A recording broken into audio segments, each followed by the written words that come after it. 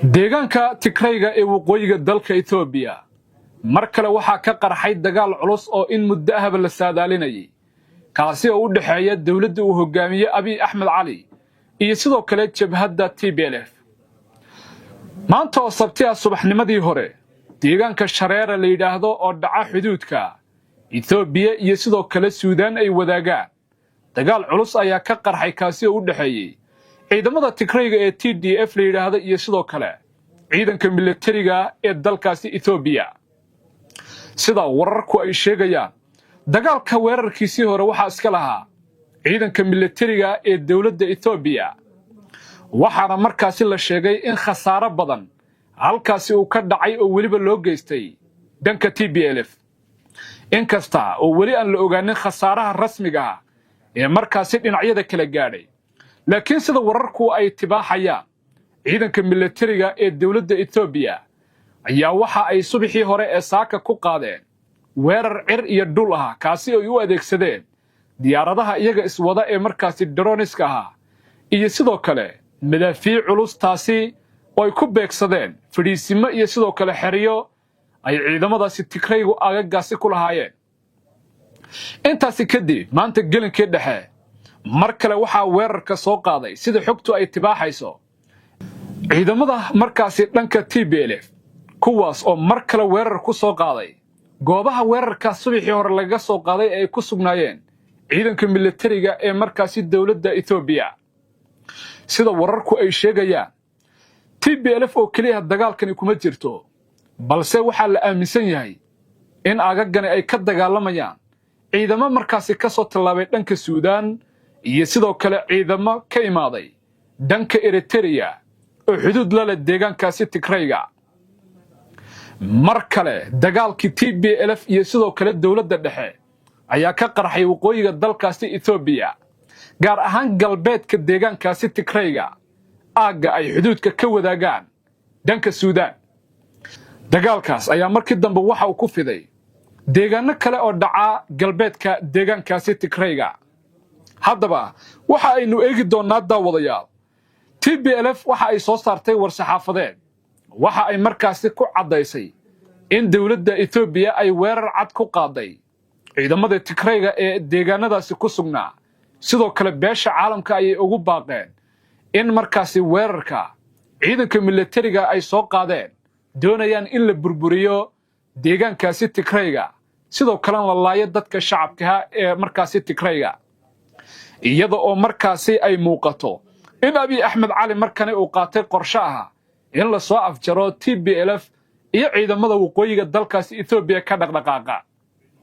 Eritrea ayaa markani dagaalka qayb ka ah sida la aaminsan yahay waana mid in muddo ah la saadaalinayay oo taageerada ugu badan ee TPLF ay hesho waxa ay ka heshaa Asiyaas Afwerki iyo sidoo kale dalkaasi Suudaan haddaba waxa aynu warbixintani ku eegi doonaa wararkii ugu dambeeyay ee maanta dagaalka ka dhacay galbeedka deegaankaasi Tigrayga khasaaraha markaasi kala gaadhay dhinacyada iyo waliba qorshaha halista ah ee markani Abiy Ahmed Cali uu u degayo xisbigaasi TPLF soo dhawaada saaxiibayaal muuqaalka noo leegareeya si share gareeya oo la wadaaga saaxiibadiin si goor walba wararka iyo macluumaadka halkan ay ku baahinayeen soo gaaraan aad ayaa u mahadsantiin waayahay aynu ku horreeyna daawadayaa dagaal in muddo ahba la saadaalinayay isla markaana u dhaxeeyay TPLF iyo sidoo kale dawladda dhexe uu hogaamiyo Abiy Ahmed Cali ayaa maanta oo markaasi taariikhdu ay ku asteysnayd 1 bisha Agasti 2026 ka qarxay deegaankaasi Tigrayga ciidanka militariga Itoobiya oo muddooyinka u dambeysayba markaasi si dhow la socday dhaqdhaqaaqyo ay sameynayeen ciidamadaasi TPLF iyo sidoo kale kuwa Eritrea oo isgarabsanaya ayaa ugu dambeyn waxa lagu wargeliyay in iyagu weerarka ay qaadaan oo aysan sugin inta guryahooda loogu imaanayo hase yeeshee dagaalka maanta ay qaadeen waa mid maanta bilow ah balse aan la garanin halka uu ku dhamaan doono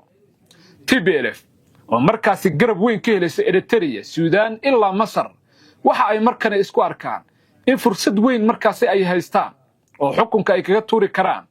ra'iisul wasaaraha dalkaasi Itoobiya Abiy Ahmed Cali hase yeeshee Abiy Ahmed Cali oo bilihii la soo dhaafayba culays badan ka wajahayay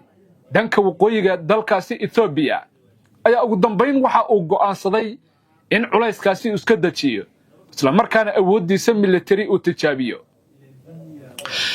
xisbigaasi TPLF oo hogaamiye Debretsion Gebremichael gudoomiyihii hore ee xisbiga TPLF ahna madaxweynaha deegaankaasi Tigrayga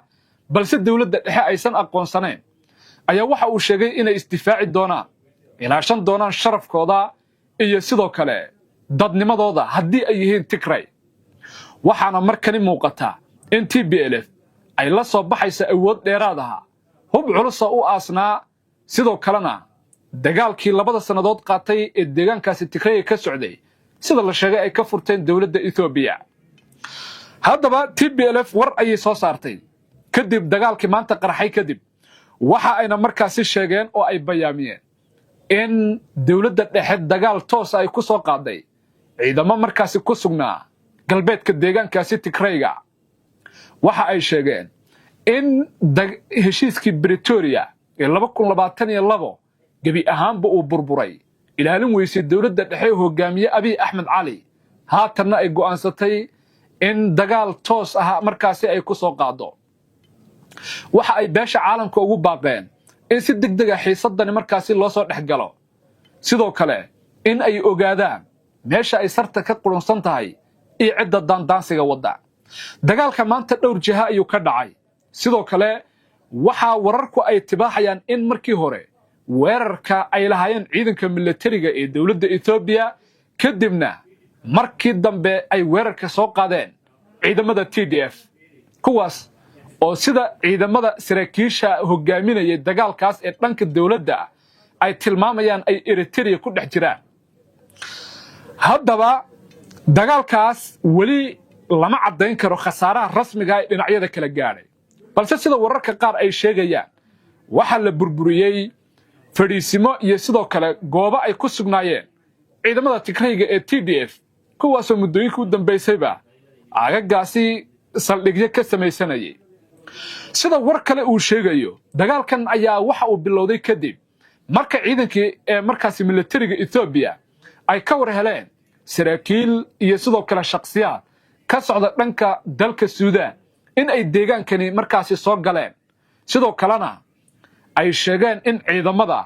aagagani fadhiisimaha kule ee TPLF ay ku beereen ciidanka militariga ayaa waxa ay istuseen in haddii ciidamada Suudaan ay aagagani soo galaan in si toos ah iyagana markaasi weerar loogu soo qaadi doono oo weerarka maanta ay sameeyeen uu ahaa mid ka hortag ah isla markaana ay kaga hortagayeen inta iyaga aan looga horeyn haddaba dagaalka caawa waa la isla gabaldhacsaday sidoo kale aagagani dagaalku uu ka socday waxa la jaray isgaarsiinta taas oo markaasi iyada aan suuro galaynin in si dhaqso ah loo ogaado aagaga dagaalka uu ku sii fidayo iyo sidoo kale goobaha markaasi khasaaruhu ay ka dhaceen waxaana dhanka Humayra iyo Walkayd markaasi laga sheegay in iyagana dagaalo ka kooban ay ka dhaceen laakiin dagaalka ugu culus halka uu ka bilowday waa magaalada la yiraahdo Shareera oo markaasi saddexagalka ku taala halka Tigraygu ay kala wadaagaan xuduudda dhanka Eritrea iyo dhinacan kale oo markaasi Suudaan ay iyagana xad kala wadaagaan waa magaalo istiraatiiji isla markaana cidii qabsata ama gacanta ku dhigta markaasi dagaalka ay hogaamin karto dagaalkani markaasi ka qarxay deegaankaasi Tigrayga waxay u muuqataa inuu noqon doono kii lagu kala bixi lahaa Abiy Ahmed Cali dagaalkan waxa uu la galay Tigray 2020 ilaa 2022 oo dagaalkaasi la soo afjaray hase yeeshee wax guul ah oo ka gaaray haba yaraatee ma jirto TPLF fatwada waa ay ku jabeen hase yeeshee waxa uu noqday dagaal khadhaadha oo markaasi cid guul ka gaadhay aysan jirin laakiin mar kale TPLF waxay haysataa taageero iyo garba siyaasadeed iyo kuwa military oo aad u waaweyn oo markana ay ku duuli karto xilligaas haddii aad xasuusataan TPLF waxa taageerayay oo hiil iyo hooba markaasi ay raahdeen dawladda dhexe ee Abiy Ahmed waxa taageerayay oo dhinac walba markaasi taageero ula garab taagnaa dawladda Eritrea ee hogaamiye Asiyaas Afwerki maadaama xilligaasi ay heshiis ahaayeen waxaana TPLF xilligaasi la galay meel dhexdhexaad ah oo ciidamada Eritrea ayaa dhinacna markaasi ka soo galayay laakiin maanta isla Eritreadii shalay Abiy Ahmed u adeegaysay ama taageeraysay waxa ay maanta taageeraysaa oo ay garab taagan yihiin ciidamada TPLF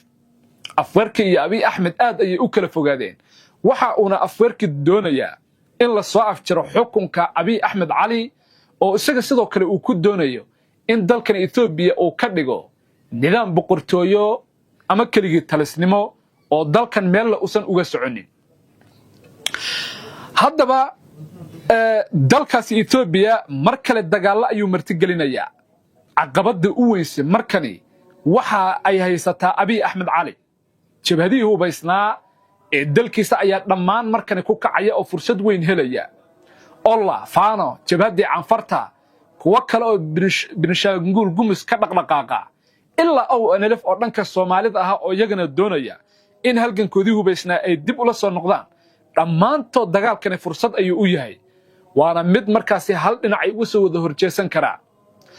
Masar Suudaan iyo Eritrea waxa ay markani si cad u taageerayaan oo ay garab taageen cid walba oo ka soo horjeeda xukunka Abiy Ahmed Cali doonaysana in ay dagaal ku qaadaan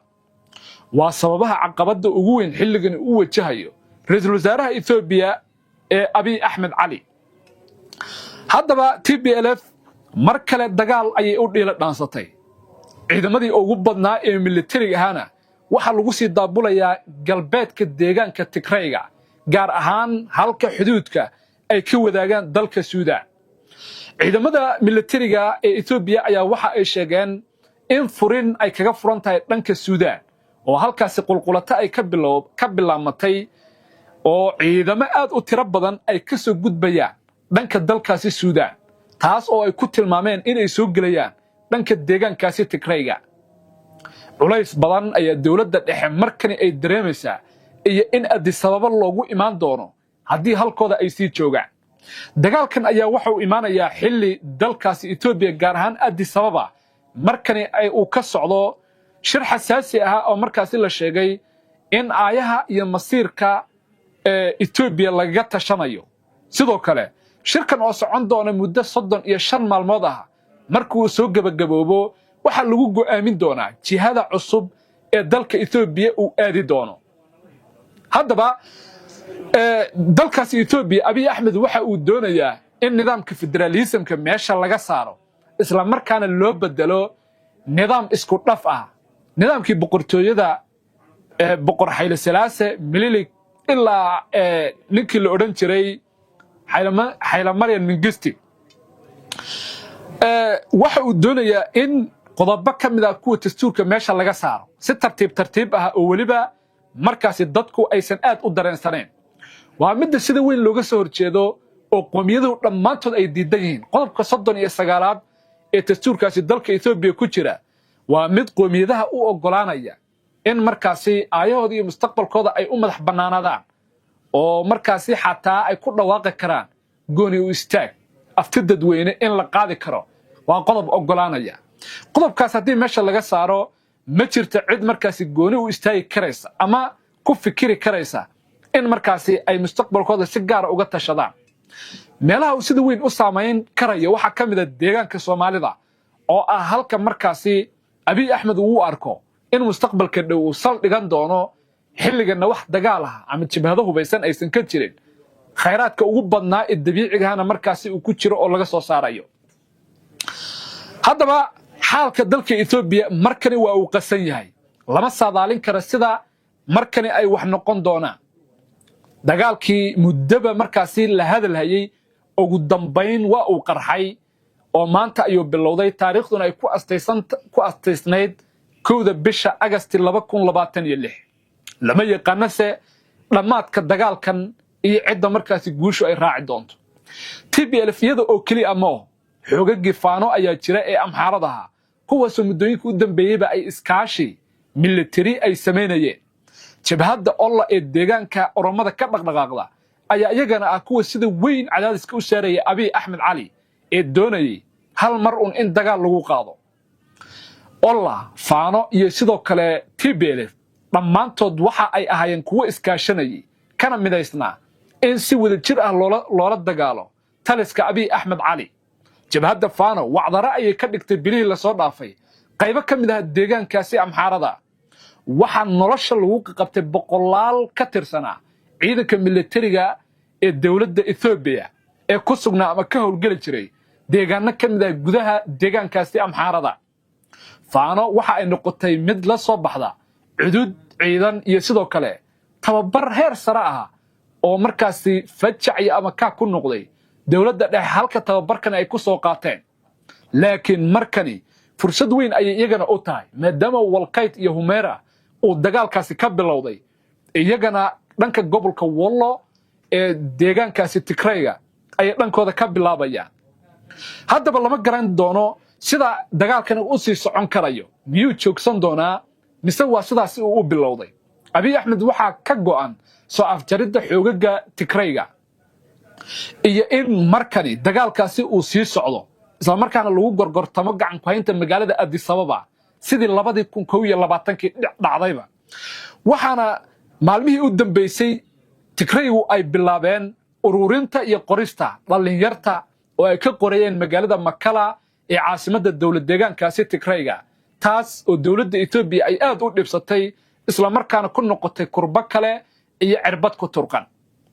abiy axmed cali go'aan culus ayuu hoosta ka xariiqay waxa uu doonayaa in markaasi furimahan uu iska soo xidho laakiin waxa la leeyahay furimo kale oo aad u weyn oo kuwan ka sii daran ayuu markana isku furay Suudaan dhinac ay taagan tahay Eritrea waa imiciyalisanaysaa faano warkeed badaa olana dhinacan ay taagan tahay iyo deegaanka markaasi Oromada